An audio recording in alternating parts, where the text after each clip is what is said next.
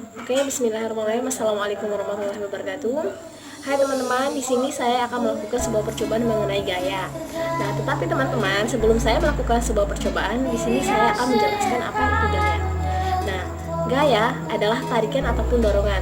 Selain itu, gaya juga dapat merubah suatu keadaan beda.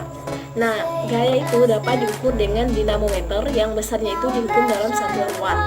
Nah, teman-teman, di sini saya akan melakukan beberapa percobaan. Langsung saja percobaannya sebagai berikut. Oke guys, nah bahan yang kita gunakan untuk melakukan kegiatan tentang gaya yaitu ada buku, pulpen, dan lidi. Tetapi di sini teman-teman yang lain juga bisa menggunakan penggaris. Tetapi karena di sini tidak ada penggaris, kita menggunakan lidi.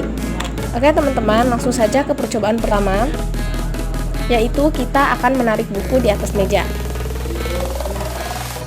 Nah, yang kedua yaitu kita akan mendorong pulpen di atas meja.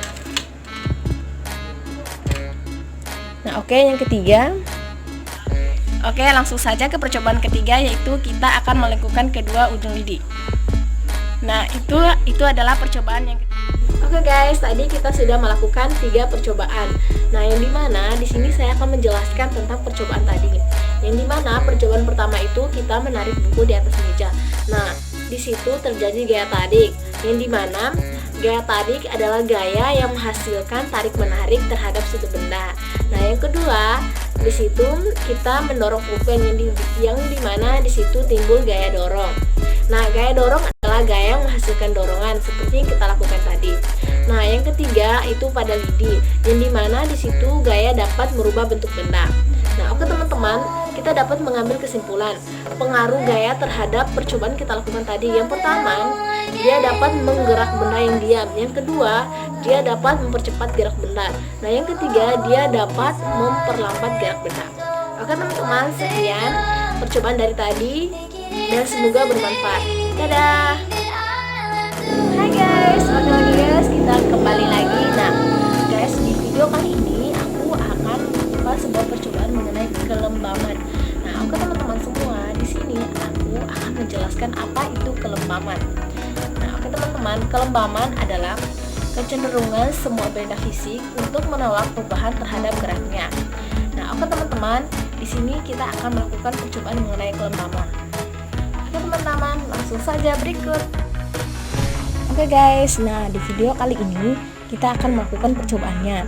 Nah teman-teman, dimana bahan yang kita butuhkan itu yang pertama adalah meja, yang kedua adalah gelas, yang ketiga adalah kertas HVS. Nah, oke teman-teman, langsung saja kita akan melakukan percobaannya.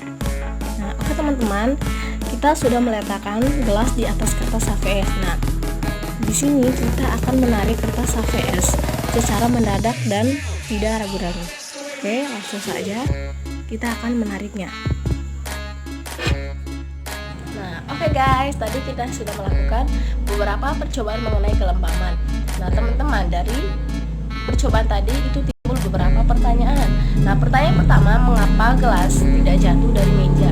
Nah, alasannya ataupun jawabannya karena saat kertas di bawah gelas ditarik secara stabil. Nah, sehingga resultan gaya yang kita berikan pada benda besarnya adalah 0. Nah, sehingga gelas akan diam. Nah, oke teman-teman, dan pertanyaan yang kedua, kenapa gelas kaca hanya bergerak sedikit ke arah meja? Nah, jawabannya karena saat kertas ditarik secara perlahan, di situ kita akan memberikan gaya tarik. Nah, pada kertas dan gelas itu sehingga gelas akan ikut bergerak.